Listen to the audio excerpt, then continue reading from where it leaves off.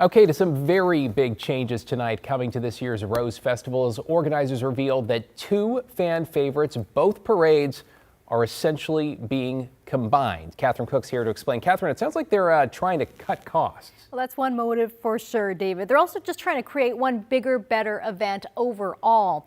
The combined Starlight and Grand Floral Parade will follow the same downtown route as last year while covering new ground around traditions. The Starlight Parade has hung in the Rose Festival's constellation of events since 1976. The Grand Floral Parade since 1907. On Wednesday, the Portland Rose Festival Foundation ushered in a new era. Welcome to the magic of the Care Oregon Grand Floral Starlight Parade. The merging of the two historic parades into one.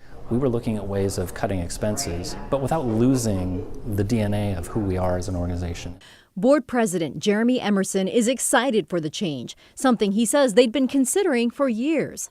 The parade is set for the evening of June 6th and will feature around 130 entries, a contrast from the 85 or so entries in each of the parades last year. Folks sitting at the front of the route will get Grand Floral vibes, and then there's going to be a moment that we then flip the proverbial switch, I would say, into the illuminated component where everybody gets to experience the kind of wild, zany side of the parade, right? The Starlight Run will happen before the parade around 5:30, a little earlier than years past. Run producer Paula Harkin isn't worried. I think that the runners are going to enjoy having it nice and light and you can see everything that's happening.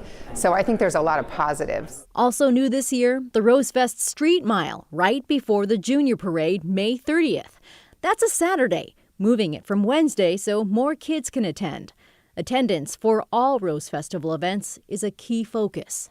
The success of our downtown is now more dependent on a thriving events and festival scene than ever before. Portland Metro Chamber President Andrew Hone says last year, Saturday events during tourist season matched 2019 attendance. A huge sign of recovery, albeit a fragile one that Hone says hinges on the city's continued investment in safety and livability. And then secondly, while we keep seeing visitors coming back, we know that these office buildings are still half full. And that is a much harder problem to solve for than getting people to come out to the amazing events that we just heard about today.